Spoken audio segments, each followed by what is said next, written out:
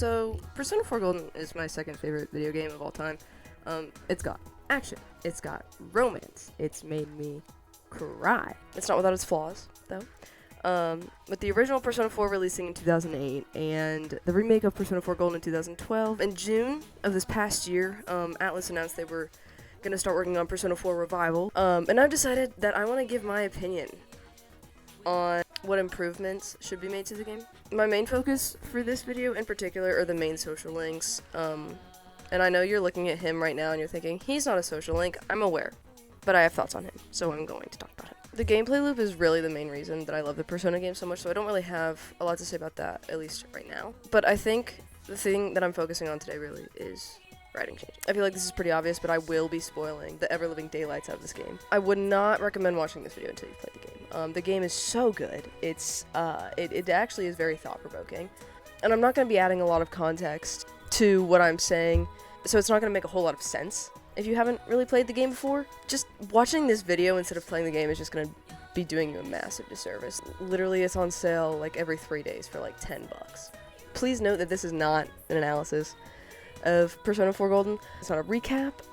It's my opinion about what I want to see in the new release of the game. If your opinion is different than mine, that is okay. In fact, that is encouraged. Like, that's how opinions work. You know, the world would be really, really boring if we all agree with each other 100% of the time. So if you disagree with anything that I have to say, please just tell me why. For a bit of my own background with the Persona series, and Persona 4 Golden in particular, I actually just started playing the Persona games this past year, I think around starting in May or so. Persona 4 Golden was the first Persona game that I played, and the reason that I picked it up was because I actually saw a screenshot on Twitter of the December 3rd save point. I genuinely started foaming at the mouth because I was already just that was the best advertisement I've ever seen for a video game before. With that being said, though, I have compiled a list of changes I'd like to see in the style of the excellent Jenny Nicholson. Number 1, Teddy the Bear. Lord have mercy, make him normal. I know that's not a hot take. At the very least, tolerable, I would say. I know that a lot of Teddy's dialogue was translated to come off as a lot worse than the original writing intended it to be. That doesn't excuse the direction his voice actor took Teddy in. I am not fond of Teddy's voice actor, and I'm sorry. I don't like the way that Teddy sounds. I think he's very annoying. His voice is really just agitating, grating. I find myself wanting to skip through all of his dialogue. Even the scenes that are actually really sweet between you and Teddy, I find myself wanting to press the skip button or just spamming A because I just cannot listen to him talk. I'm not a fan of how he speaks to the ladies, especially Nanako. Again, I know that's a lot. Localization errors. Really, my main issues with Teddy is that he needs to stop being weird. I mean, better jokes, better puns would be fun. Some of them don't make that much sense. The point of a pun is it's supposed to whatever. Anyways. Number 2, Yosuke. Yeah, everyone and their mom has already said this, but, still, I'm gonna throw it in here anyway. I know this is mostly due to the time period, but I'm really not a fan of the way that Yosuke treats Kanji, especially during the school camp out. Chie is literally the only person who stands up for Kanji, and that is glossed over in the very next line. Personally, I wanted to romance Yosuke the first time that I played the game, but I honestly do prefer him as Yu's best friend. I think he's got some internalized homophobia going on. I'm not in the frame. I'm really bad at this. I'm sorry. I would like for Yosuke to not be so rude to Kanji. I don't think that any sort of teasing about crushes and stuff should be removed. I personally think that jokes are fine, just Yosuke's blatant homophobia, it made me uncomfortable. I do think that it would be a good idea to have Yosuke and Saki's relationship explored further, or at least that we could see just a little bit more of it. I found myself wondering why Yosuke was so hung up on her, even after knowing he would have never had a chance with her regardless of whether she was thrown into the TV or not. I would have liked to see more of how Saki treated Yosuke, other than the first and, last time we spoke with Saki. Maybe I'm just being insensitive. I've never really experienced what Yosuke did. But I don't think that it would hurt to have more of Yosuke's perspective. I think that with most other social links, their arcs make a lot of sense, except for Kanji and Naoto. But I think Yosuke's lacks just a little bit of depth. he eventually comes to realize that no matter who you are, you're special to someone. And I would like to see how Saki made him feel so special, so that when he hears her monologue in the shadow Likisto, it throws him and us for a much bigger loop, so that his social link scenes are just a little bit more impactful. I will admit that in Persona 4 the animation, they actually do show Saki giving Yosuke the time of day. She offers to make plans with him, and he takes it the wrong way, and I think that, honestly, literally, that's all they needed to add to the game itself. It just added context that I really thought that the game needed. Number 3. Chie. I like Chie. I think that you and Chie have a really sweet friendship. I never have personally been one to romance her, but that's just because she just reminds me of myself a lot. I don't think that Chie has a thing for Yukiko. Like, I know a lot of people, like, ship them. I personally don't. I think Chie is just afraid of someone taking Yukiko away from her. I really did enjoy my first New Game Plus run because I realized that Chie's ideas are right on the money almost the entire case. When the investigation team is sitting, at Junes every single time they rescue someone and they go over the facts of the case, Chie is almost always correct in the ideas that she offers. And I think that that is a really fun touch, because everyone says that she sounds ridiculous. I had the flu this week. Anyways, on to Yukiko. I thoroughly did enjoy Yukiko's arc. I really like that she gets to find her own way and that Yu is just kind of there. Minor spoiler for Persona 5. The reason that I like Yukiko's arc and not Ann's arc is because, while they're very similar, struggling to find your place in the world as a young lady, Ann seems to rely on Yu to make her decisions for her, while Yukiko just wants honest advice from someone who has left Inaba, who has experience in the outside world, My least favorite thing about Yukiko's arc is that I have to friendzone her. I don't really have any changes to make to Yukiko's arc. It's solid. It's well written. It's believable. Number 5, Kanchan. I think that Kanji is my favorite character in this entire game. I think I keep coming back to this game because I love Kanji so much. I know that Kanji is at the very least bisexual, and not because he likes to sew or because other people think that he is gay, but because he had a crush on Naoto from the very beginning. Watching Kanji's affection for Naoto grow is one of my favorite parts of this game. I'm gonna get into this a lot more later. It doesn't seem like Kanji ever really accepts himself when he gets his persona. He literally just punches him and tells him to shut up, and somehow Kanji gets his persona. I don't really know how that works, but he does grow to accept himself throughout his social links, which is something that I do think was done well. You can, and just throughout the game in general, you can just watch Kanji kind of just slowly accept that, yes, Naoto is someone that he really, really cares deeply for, and not in the same way that he cares deeply for other folks. And so I think that people saying that, Kanji only thinks that he's gay because he likes to sew, and other people think that he's gay because he likes to sew, I don't think that's correct. I think that, personally, I honestly thought that them not addressing Kanji and his sexuality was sort of a cop-out. When he, gets his persona, Kanji says, it ain't a matter of guys or girls. I think I was just scared of being rejected or whatever. I can appreciate gray areas and fluidity and stuff, but it feels like a disservice to Kanji's story to just sweep it all under the rug. Like I said, with in Yosuke's section, I don't mind when the group teaches Kanji. Like I said, Yosuke goes way too far to the point of being offensive, but I don't think there's any harm in teasing about a crush, because that transcends both language and gender. Speaking of the beach. When was I talking about the beach? I don't know when I was talking about the beach in my script, but I wrote, speaking of the beach. Well, regardless, my favorite trip the group takes is to the Shichiri beach, and Teddy's a real creep, but I already talked about that.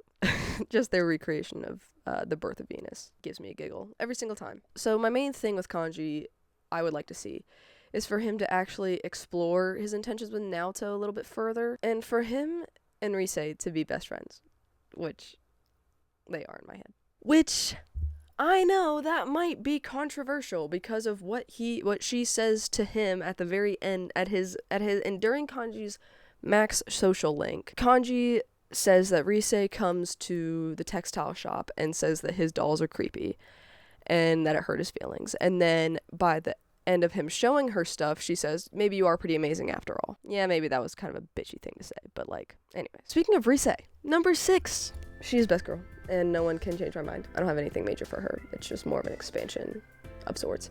Like I was literally just talking about, I want to see Rise's Hanji's friendship explored more. During my most recent playthrough, I noticed that in almost every single Marie scene where you and Marie are hanging out, Rise and Kanji are usually the two of the people that show up together. Kanji is Rise's like scary dog, and I think that it works perfectly. You know, the ex-idol and the big scary man, you know. Big scary man, Kanji's 15. When the group gets together at Junes after Rise's deadline, Kanji says something rude to her and she snaps right back at him. And so I think that this shows how well they could potentially bounce off each other in conversation. I think it would be a fun, like, relatively minor addition, you know, just to add a few more lines of dialogue between her and Kanji, just to kind of, I don't know, I think in my head they're best friends. Okay, quick tangent here, because I'm about to start, like, because I was gonna say something about Rise's voice actress, and then I decided that I was just gonna talk about all of the voice acting, with the exception of that one. I absolutely adore each and every one of these voice actors, so much so that I hear their Persona 4 characters in their other works. I played Persona 4 first, so Ryoji in Persona 3 FES, the original Persona 3, he's always going to be Yosuke to me, because they share a voice actor. Same thing with, like, Persona 4 and 5. Both Chie and Yukiko's voice actors have roles in Persona 5, and so every single time that Yukiko's voice actress, which was the news reporter, every time I hear her talk, it's like, oh, there's Yukiko. And every single time that Wakaba, she shares a voice actress with Chie. And so every time that Wakaba talks, I say, oh, there's Chie. Maybe I'm literally just insane. But unfortunately, I do think that I saw something a while ago that said that Yuri Lowenthal, which is this guy, he already confirmed that he was not asked to reprise his role as Yosuke in the revival. And if that turned out to be true, I fear that I am going to be installing a mod. But that brings up a whole non-issue that could be seen as one. I don't want these voice actors to change. I don't want that. I might stop playing the new game if one is wrong and install a mod, because someone is going to create a mod that fixes the voices, because they made it for Persona 3 Reload. So I have zero doubts that in Persona 4 Revival, someone is going to make the same kind of mod. And what do I mean by non-issue?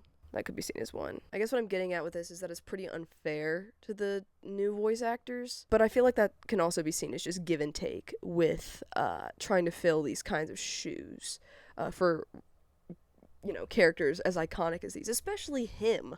Like, everyone knows who this guy is, you know? Could that be an issue? Maybe. Now it's time to talk about him.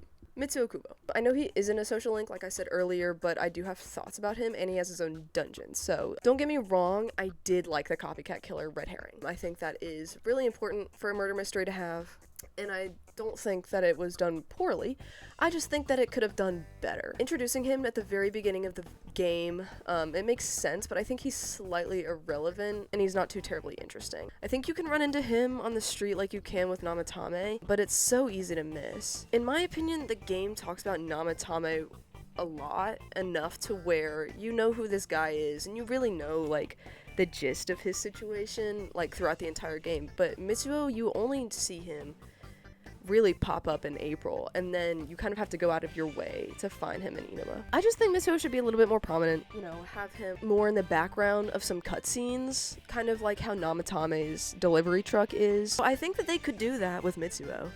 Maybe less frequent. Just the idea of Mitsuo, you just kind of forget about him, I think. And I know that's kind of the point where, you know, they say, like, oh, like, who is this guy? Like, literally, where did he come from, you know? I think that it makes sense for him to be a nobody because, like, his goal is to, like, become famous and stuff, but I think that also it would be beneficial for the player themselves to kind of have a better idea of who Mitsuo is. Off my soapbox. And then I'm gonna get right back on my soapbox to talk about Naoto. I have opinions on Naoto, obviously. Do I think it makes sense for Naoto to want to be a man to get a little respect? Yes, I do. Do I think that the game does that well? No, I do not. At first, when I first played this game, I really did think that Naoto should be a trans guy. But after thinking about it and doing a little bit of, like, you know, online reading, my opinion has changed, but, like, only slightly. And a quick sidebar for my research. This is a much more comfortable spot for this conversation. When writing about subjective stuff, I like to get other opinions on the matter. So I consulted one forum that was at the very top of the Google search, and boy, howdy, I hit the gold mine. I swear every single person who had an opinion on the matter was at this forum. I did not read every single post. I only read the top 20 before I got bored. So what are my findings? Well, like I said, at first I felt Naoto should have been kept as a trans guy. I felt that having Naoto actually be a girl was kind of a cop-out for Kanji. But then when I separated the two, I realized it wasn't really Naoto's fault that their dungeon made things make no sense. All Naoto wanted to do is be taken seriously, and I don't understand why there needed to be that, all like the surgery stuff. The TV world is what people think of you, right? So no one knows Naoto's identity, so why did the designers have Naoto's shadow flip from saying that they wanted to be respected to wanting to be a man? It doesn't make sense in my eyes because Naoto's shadow, at least, goes off on this whole tangent about, crossing the boundary, I guess, change, sex change, whatever. And then at the end, it's like, oh, I never actually wanted to be a guy. I just want to be taken seriously. Then what was all that? And, so your shadow says that you want to be a guy, and then everyone in the, the cognitive world are saying that's a guy. So then, because, see, here's the thing. Naoto's shadow is a reflection of Naoto's true feelings, right? So why is Naoto's shadow originally saying all this stuff about the sex change surgery and such, and then flipping to just being like, oh, just kidding. I'm actually a girl, but I just want to be taken seriously. It doesn't work for me. It doesn't make sense, and I don't like it. I don't think that Naoto is trans, but I do think that the writing is bad, so it makes it look like Naoto is trans. Here's my counter argument. Naoto likes to keep their masculinity, right? They keep their masculine name, they keep their masculine wardrobe, they do everything in their power to prevent you from knowing what they actually look like. You don't really see what Naoto actually looks like until the scene at the hot springs at the Amagi Inn, and even so, you're not really supposed to be seeing that. You, the guy, is not seeing that. You, the player, are, but you, the guy, is not seeing what Naoto's body really looks like. I think that that's pretty telling, that Naoto doesn't enjoy being feminine, right? I don't think Naoto resonates with being a woman, and I don't think Naoto resonates with being a man either. I think that the whole thing feels kind of half-assed, and I'm not a big fan of how Atlus kind of dismisses trans people with Naoto's, whole storyline. I could honestly probably make a whole nother video about this, but I'm just gonna leave what I think makes the most sense. I don't think Naoto is a trans guy. I think that Naoto is a young kid who just wants a little respect. On the flip side, I don't think that Naoto is a cis girl. I think that Naoto is at the very least non-binary, and I think that using they-them pronouns for Naoto makes the most sense to me based on Naoto's words and actions. I know this is a touchy topic, and these are my opinions, so I hope that you respect my opinions on my video, and if you disagree, again, be polite, but disagree with me down below. I would love to hear your thoughts. Anyways, now that we've talked about Naoto, we're going to talk about the Dojimas, because I love the Dojimas. I'm combining Nanako and Ryotaro, because they go hand in hand, is Ryotaro, in case you forgot what Dojima's first name was, because I genuinely could not remember what Dojima's first name was. Nanako, that is my baby sister. That is my little sister dog. Like, I love Nanako and Yu's relationship. I think that it is so genuine and so sweet. I'm so tired of seeing the focus go in and out like that. I don't know why it keeps doing that. I really only have two main changes for the Dojima storyline. The first one is that I would like to see Nanako's and Dojima's storylines intertwined a bit more. In my most recent playthrough, I could not get my expression up past rank 5 for the longest time, so I couldn't progress Nanako past rank 5 for the longest time. And during that time, while I was trying to get my expression to rank 5, I maxed out Dojima's social link. And so it's really jarring to go from maxing out Dojima's social link where he says, oh, we're a real family now, and I want to maintain a much better work-life balance, and I want to spend time with my kids and stuff. And then going to Nanako and rank 6, I'm too busy, he says, I'm too busy for your school stuff. And Like, I'm too busy for this and for that, and I'm not her real dad, and blah, blah, blah, blah. And it's just not great. And it's not like the game doesn't lock social links behind other social links, you know? You can't unlock the Death Arcana until you get to, like, rank 3 of Devil Arcana. I can't remember what Eyes Arcana type is, but you can't unlock Eyes Arcana until you get to, like, rank 3 of the Strength Arcana. So, like, it's not like they couldn't have locked it down. Personally, I think that would make more sense. I think that it's important for Nanako and Dojima to have 2 different social links, but I think it's also important that they are staying intertwined because of the stories that they're telling. Nanako dies, by the way. That's the other change that I have to their social links, is that I think Nanako's death was not handled very well. It's not explained at all how she comes back. I literally went on Reddit. Like, the first time I played this game, I went on Reddit for a really long time trying to figure out how the Nanako came back to life, you know? Teddy disappears, Nanako comes back to life, and then Teddy reappears through the power of friendship and pinky promises. And I think it would have been more impactful for either Nanako or Teddy to just stay gone. I have the same issue with my favorite game of all time, The Legend of Zelda Twilight Princess. And spoilers for a 19-year-old game who's been released on 3 separate consoles, Zelda sacrifices herself to save Midna. And then at the very end of the game, during the Ganon boss fight, Zelda just comes back. From where? It doesn't make any sense, and it makes the sacrifice worth nothing. I would have a better opinion of Teddy if he stayed gone. Number 11, Adachi. I love Adachi. I knew he was weird after Risei's kidnapping the first time I played the game. Was I late or early? Let me know when you suspected it.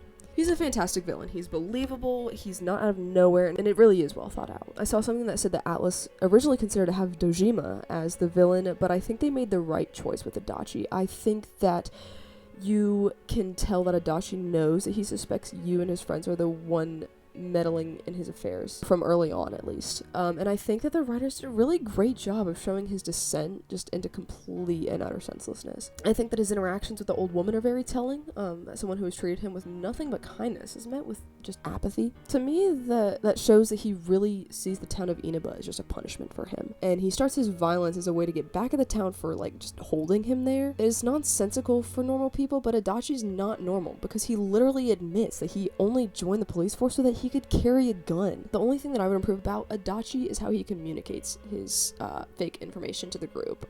He's always talking way too loudly to himself, which is what sets off alarm bells in the beginning. I think that he could accidentally leave work about the case at Dojima's house for you to find, and I think that would add a better variety than just Adachi just walking around loudly. And this doesn't really have anything to do with, like, the whole topic of the video that I've been talking about this whole time, but it makes me kind of sad that Adachi is this much of a meme. Don't get me wrong, I'm more than pleased to have so many eyes on one of my favorite games, but I've seen people post that they got this game's mystery spoiled for them by the memes and that they don't really want to play it anymore. It's nothing that can get you controlled, obviously, but I am really happy that I had not run in any Persona circles before I got to play the game. My favorite character in Persona for last, Marie. Marie is by far the most compelling character in this game. The first time I played it, I didn't even make it through December because I was so upset that I messed up with Marie's social link. I legitimately started all the way over just so that I could get Marie's link all the way up by December. I think her social link is somewhat lacking though. I enjoy the mystery of Marie, what she really is, but I think that her social link falls pretty flat in terms of giving enough information to keep you hooked. I liked going around the town trying to figure out what the comb is for, but it just seems like sort of an afterthought until the very end of the story. You're not going to understand the meaning of the comb at all unless you're paying very close attention to what Kanji's mother says about it, and then you have to retain that information for at least another 40 hours of gameplay, at the very least. I enjoy her poems. I liked trying to figure out the meanings behind them, but they do feel pretty drawn out with very little answers. I find myself a little bit more frustrated than anything because the same exact scene plays out 9 times with little to no variation between them. I'm aware that these poems aren't actually required to progress through Marie's social link, and they're really just there to kind of give you some insight into what she's thinking. But I feel like adding in so much extra context behind Marie's thoughts and feelings and then not getting any sort of answer until the original Persona 4 story concludes is kind of difficult to manage. With that being said, I do have a counterpoint to my own argument. Marie adds incredible replay value. You can't get what's called the golden ending of the game without her, which is basically just the super duper true best ending. Marie's not present in the original Persona 4, so you can get the good ending of the game without ever speaking to Marie at all. Again, that's not the ending that most people go for.